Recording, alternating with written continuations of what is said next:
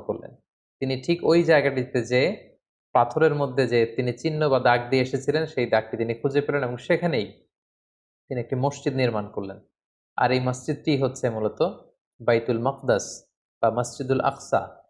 ইয়াকুব আলাইহিসসালামের এই পুনর্নির্মাণের প্রায় ১,০০০ বছর পর সাইয়েদনা সুলাইমান আলাইহিসসালাম এই মসজিদুল আকসা আবার পুনর্নির্মাণ করেন এবং আজও ইতিহাসের বা কালের সাক্ষী হয়ে এই মসজিদুল আকসা বা পবিত্র মসজিদ আজও ফিলিস্তিনের ওই ভূখণ্ডে এটা রয়েছে।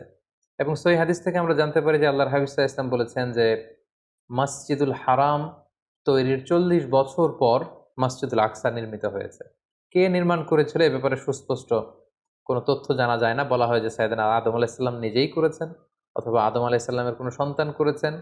কেউ বলেছেন যে পরবর্তীতে ইসহাক আলাইহিসসালাম করেছেন এবং এই মসজিদটি নিশ্চিহ্ন হয়ে যাওয়ার কারণে স্বপ্নযোগে আল্লাহ তাআলা প্রত্যাদেশ করার মধ্য দিয়ে